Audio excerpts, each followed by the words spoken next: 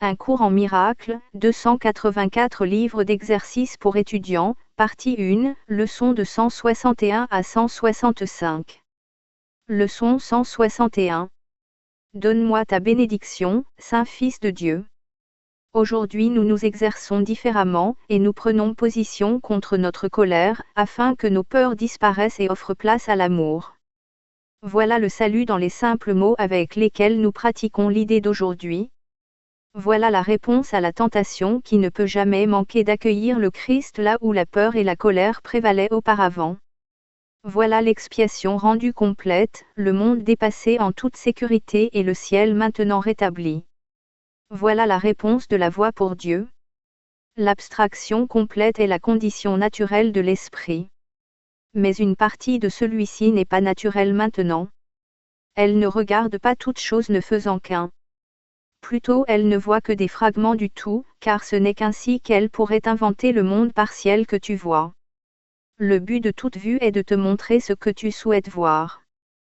Tout ouïe ne fait qu'amener à ton esprit les sons qu'il veut entendre. Ainsi a été fait le concret. Et c'est maintenant le concret que nous devons utiliser dans nos exercices. Nous le donnons au Saint-Esprit pour qu'il l'emploie dans un but qui est différent de celui que nous lui avons donné. Or il peut utiliser ce que nous avons fait pour nous enseigner d'un point de vue différent, de façon à ce que nous puissions voir en tout un usage différent.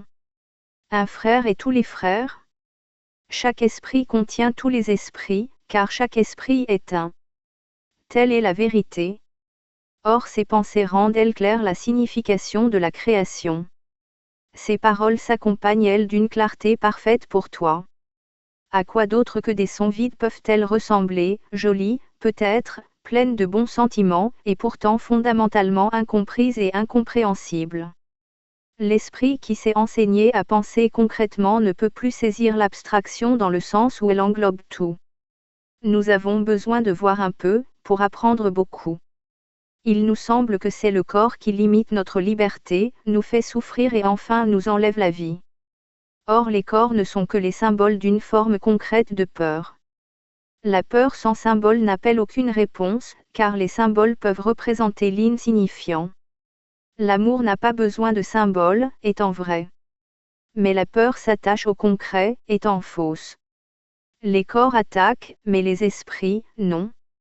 Cette pensée rappelle sûrement notre texte, où elle est souvent soulignée. C'est la raison pour laquelle les corps deviennent aisément les symboles de la peur.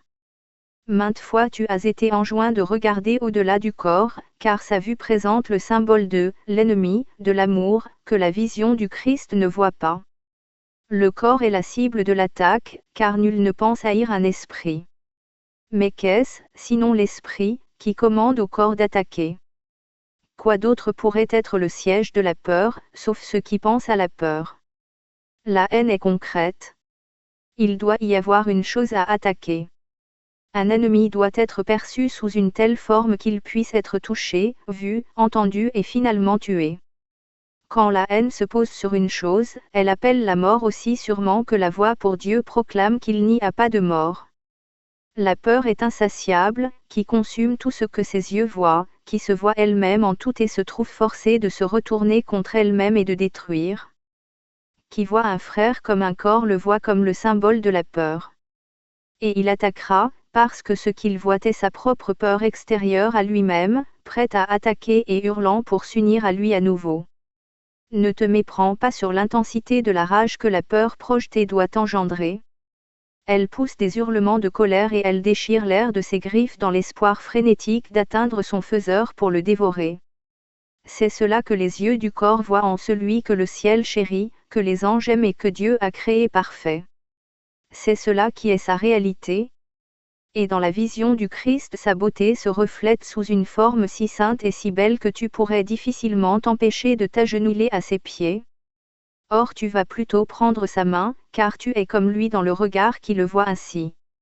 L'attaque contre lui est ton ennemi, car tu ne percevras pas qu'entre ses mains est ton salut. Ne lui demande que cela, et il te le donnera. Ne lui demande pas de symboliser ta peur. Demanderais-tu que l'amour se détruise lui-même? Ou voudrais-tu qu'il te soit révélé et te rende libre? Aujourd'hui nous nous exerçons d'une manière que nous avons tenté plus tôt. Tu es plus près maintenant d'être prêt, et tu viendras plus près aujourd'hui de la vision du Christ. Si tu es résolu à l'atteindre, tu réussiras aujourd'hui. Et une fois que tu auras réussi, tu ne seras plus désireux d'accepter les témoins que les yeux de ton corps appellent. Ce que tu verras te chantera d'anciennes mélodies dont tu te souviendras. Tu n'es pas oublié dans le ciel. Ne voudrais-tu pas t'en souvenir? Choisis un frère, symbole de tous les autres, et demande-lui le salut. Vois-le d'abord aussi clairement que tu le peux, sous la même forme à laquelle tu es habitué. Vois son visage, ses mains et ses pieds, ses vêtements. Regarde le sourire et vois les gestes familiers qu'il fait si fréquemment. Ensuite pense à ceci, ce que tu vois maintenant te dissimule la vue de quelqu'un qui peut te pardonner tous tes péchés, dont les mains sacrées peuvent enlever les clous qui transpercent les tiennes et ôter la couronne d'épines que tu as placée sur ta tête sanglante. Demande-lui ceci, pour qu'il te rende libre. Donne-moi ta bénédiction, Saint Fils de Dieu. Je voudrais te contempler avec les yeux du Christ, et voir ma parfaite impeccabilité en toi. Et il répondra, celui à qui tu as fait appel. Car il entendra la voix pour Dieu en toi, et il te répondra par la tienne. Contemple-les maintenant, celui que tu voyais simplement comme chair et os, et reconnais que le Christ est venu à toi. L'idée d'aujourd'hui est ta sûre évasion de la colère et de la peur. Assure-toi de l'utiliser immédiatement, au cas où tu serais tenté d'attaquer un frère et de percevoir en lui le symbole de ta peur. Et soudain tu le verras transformé d'ennemi en sauveur, du diable en le Christ. Leçon 162. Je suis tel que Dieu m'a créé. Cette seule pensée, gardée fermement à l'esprit, sauverait le monde. De temps en temps nous la répéterons, quand nous passerons à un nouveau stade dans notre apprentissage. Elle signifiera beaucoup plus pour toi à mesure que tu avanceras. Ces paroles sont sacrées, car ce sont les paroles que Dieu a données en réponse au monde que tu as fait. Par elles il disparaît, et toute chose vue dans ces nuages brumeux et ces illusions vaporeuses s'évanouissent quand ces paroles sont prononcées. Car elles viennent de Dieu. Voilà la parole par laquelle le Fils devint le bonheur de son Père, son amour et sa complétude. Voilà la création proclamée et honorée telle qu'elle est. Il n'est pas de rêve que ces paroles ne dissipent, pas de pensée de péché et pas d'illusion contenue dans le rêve qui ne s'efface devant leur puissance. Elles sont la trompette de l'éveil qui résonne dans le monde entier. Les morts s'éveillent en réponse à son appel. Et ceux qui vivent et entendent ce son ne verront jamais la mort. Il est saint, en effet, celui qui fait siennes ces paroles, qui se lève en les ayant à l'esprit et se les rappelle tout au long de la journée, et qui la nuit les emporte avec lui dans le sommeil. Ses rêves sont heureux et son repos est sûr, sa sécurité certaine et son corps guéri, parce qu'il dort et se réveille avec la vérité toujours devant lui. Il sauvera le monde, parce qu'il donne au monde ce qu'il reçoit chaque fois qu'il met en pratique les paroles de la vérité. Aujourd'hui nous nous exerçons simplement. Car les paroles que nous utilisons sont puissantes, et elles n'ont pas besoin de penser au-delà d'elles-mêmes pour changer l'esprit de celui qui les utilise. Il est changé si entièrement qu'il est maintenant le trésor où Dieu place tous ses dons et tout son amour, pour qu'il soit distribué au monde entier et s'augmente en étant donné, gardé complet parce que son partage est illimité. Et tu apprends ainsi à penser avec Dieu. La vision du Christ t'a rendu la vue en sauvant ton esprit. Nous t'honorons aujourd'hui. Tu as droit à la sainteté parfaite que tu acceptes maintenant. Par cette acceptation le salut est porté à chacun, car qui pourrait chérir le péché quand une telle sainteté a béni le monde?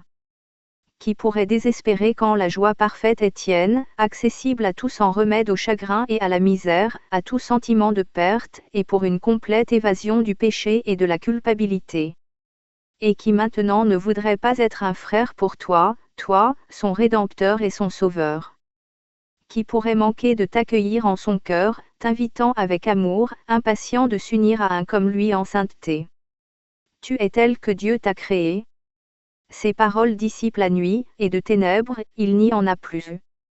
La lumière est venue aujourd'hui bénir le monde.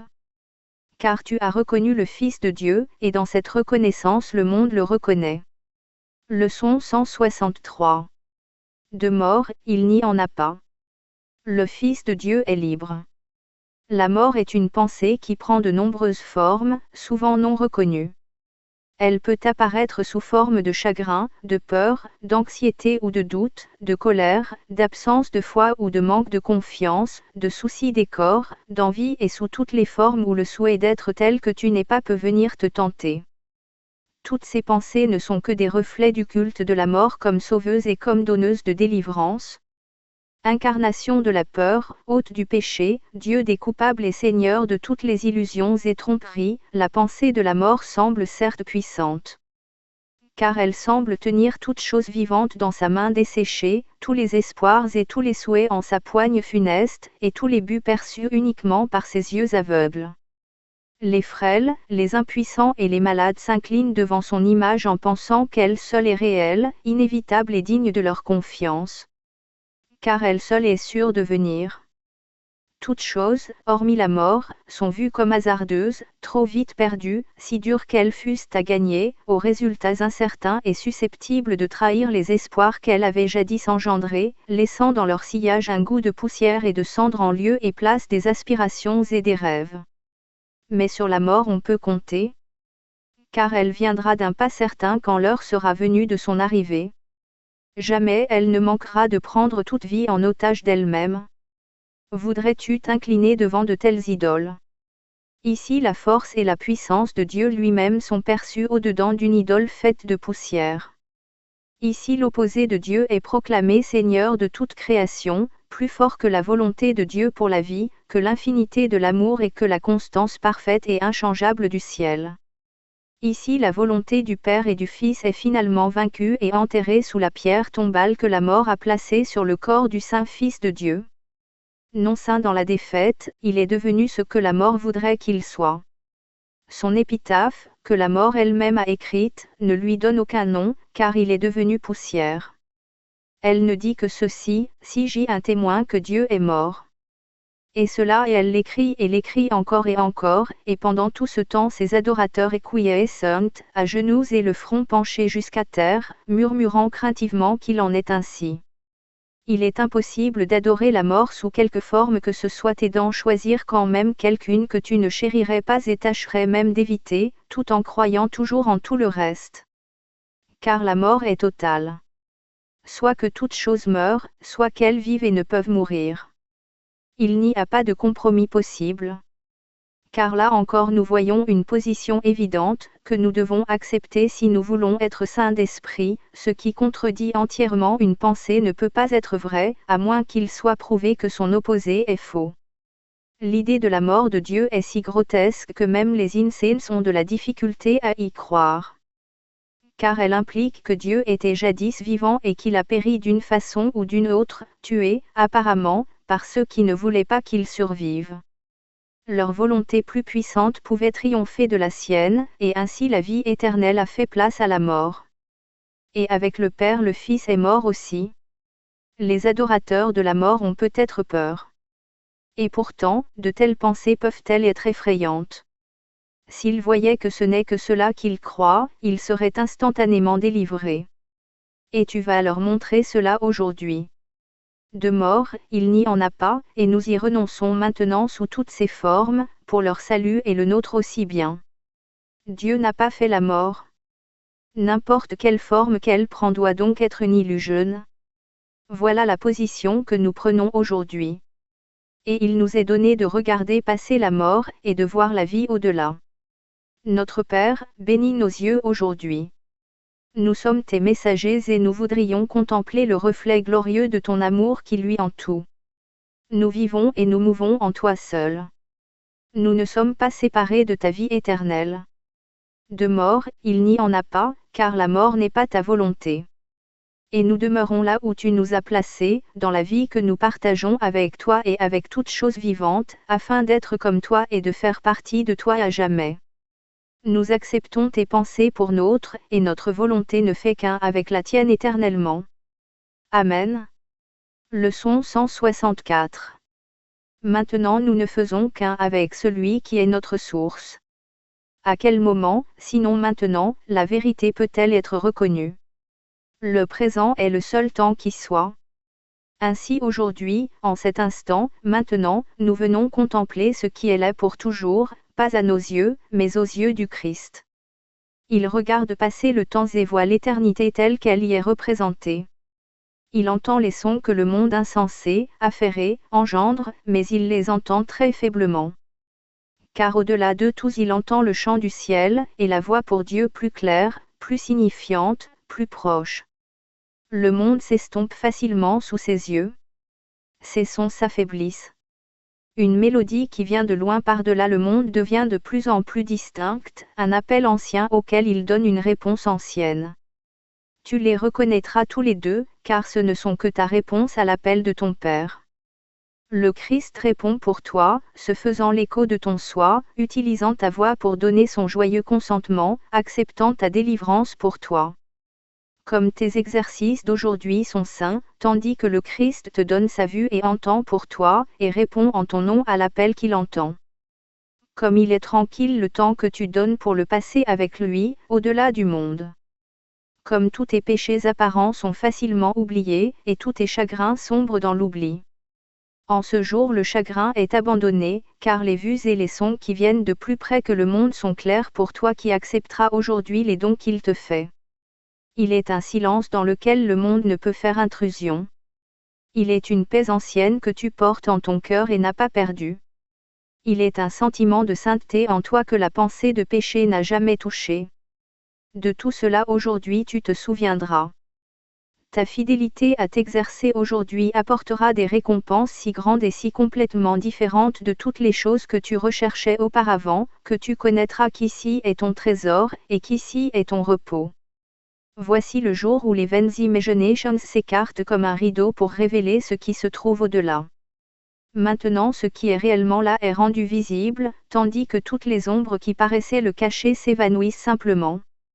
Maintenant l'équilibre est rétabli, et la balance du jugement est laissée à celui qui juge vrai. Et dans son jugement un monde se déploiera en parfaite innocence devant tes yeux. Maintenant tu le verras avec les yeux du Christ. Maintenant sa transformation est claire pour toi. Frère, ce jour est sacré pour le monde. Ta vision, à toi donnée de bien au-delà de toute chose en ce monde, se retourne et les regarde dans une lumière nouvelle. Et ce que tu vois devient la guérison et le salut du monde. Ce qui a de la valeur et ce qui est sans valeur sont tous deux perçus et reconnus pour ce qu'ils sont. Ce qui est digne de ton amour reçoit ton amour, et rien ne reste qui soit à craindre. Nous ne jugerons pas aujourd'hui. Nous recevrons seulement ce qui nous est donné par un jugement rendu au-delà du monde. Nos exercices aujourd'hui deviennent notre dot de gratitude pour notre délivrance de l'aveuglement et de la misère. Tout ce que nous voyons ne fera qu'augmenter notre joie, car sa sainteté reflète la nôtre. Nous sommes pardonnés dans le regard du Christ, et le monde entier est pardonné dans le nôtre. Nous bénissons le monde en le contemplant dans la lumière où notre Sauveur nous regarde, et nous lui offrons la liberté à nous donner par sa vision qui pardonne, et non par la nôtre. Durant tes exercices, ouvre le rideau en lâchant prise simplement de toutes les choses que tu penses vouloir. Tes trésors de pacotille, mets-les de côté et laisse un espace propre et ouvert au-dedans de ton esprit où le Christ puisse venir et t'offrir le trésor du salut. Il a besoin de ton esprit très saint pour sauver le monde. Ce but n'est-il pas digne d'être le tien? La vision du Christ n'est-elle pas digne d'être recherchée par-dessus les buts insatisfaisants du monde? Ne laisse pas la journée passer sans que les dons qu'elle te réserve reçoivent ton consentement et ton acceptation. Nous pouvons changer le monde, si tu les reconnais. Peut-être ne vois-tu pas la valeur que ton acceptation donne au monde. Mais ceci, tu le veux certainement, tu peux échanger toute souffrance contre la joie en ce jour même. Exerce-toi sérieusement, et le dos est tien.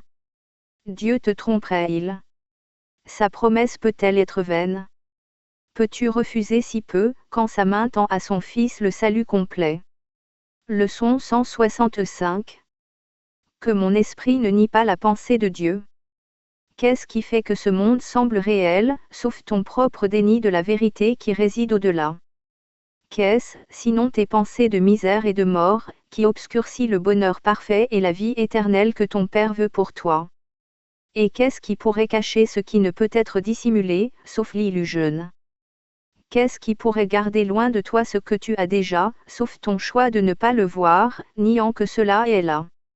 La pensée de Dieu t'a créé. Elle ne t'a pas quitté et tu n'as jamais été à part d'elle un seul instant. Elle t'appartient. C'est par elle que tu vis. C'est ta source de vie, qui te garde un avec elle, et tout ne fait qu'un avec toi parce qu'elle ne t'a pas quitté. La pensée de Dieu te protège, prend soin de toi, adoucit ton lieu de repos et aplanit ton chemin, éclairant ton esprit de bonheur et d'amour. L'éternité et la vie éternelle luisent dans ton esprit, parce que la pensée de Dieu ne t'a pas quitté et demeure encore avec toi. Qui refuserait sa sécurité et sa paix, sa joie, sa guérison et sa paix d'esprit, son repos tranquille, son calme réveil, s'il reconnaissait seulement où il demeure? Ne se préparerait-il pas instantanément à aller où il se trouve, abandonnant tout le reste comme étant sans valeur par comparaison avec eux? Et, les ayant trouvés, ne s'assurerait-il pas qu'ils restent avec lui, et que lui reste avec eux? Ne refuse pas le ciel. Il est à toi aujourd'hui, sur ta simple demande. Et tu n'as pas besoin non plus de percevoir d'abord combien le dos est grand, combien ton esprit sera changé pour qu'il vienne à toi. Demande à recevoir, et il t'est donné. La conviction réside en lui.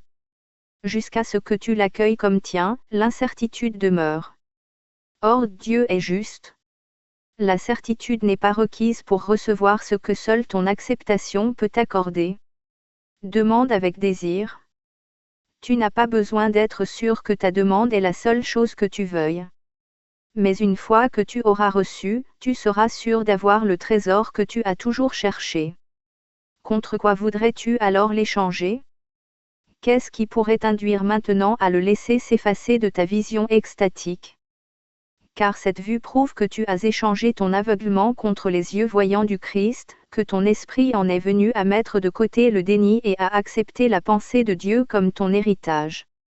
Maintenant tout doute est passé, la fin du voyage est rendue certaine et le salut est donné.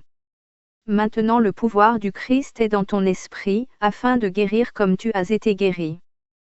Car maintenant tu comptes parmi les sauveurs du monde. Ton destin est là et nulle part ailleurs. Dieu consentirait-il à laisser son Fils rester à jamais affamé par son refus de la nourriture dont il a besoin pour vivre? L'abondance demeure en lui et la privation ne peut pas le couper de l'amour nourricier de Dieu, ni de son foyer. Exerce-toi aujourd'hui dans l'espoir. Car l'espoir est certes justifié. Tes doutes sont insignifiants, car Dieu est certain. Et la pensée de lui n'est jamais absente. La certitude doit demeurer au-dedans de toi qui es son hôte. Ce cours enlève tous les doutes que tu as interposés entre lui et ta certitude de lui. C'est sur Dieu que nous comptons, et non sur nous-mêmes, pour nous donner la certitude. Et en son nom nous nous exerçons comme sa parole nous invite à le faire. Sa certitude est au-delà de tous nos doutes. Son amour demeure au-delà de toutes nos peurs. La pensée de lui est encore au-delà de tous les rêves et dans nos esprits, selon sa volonté.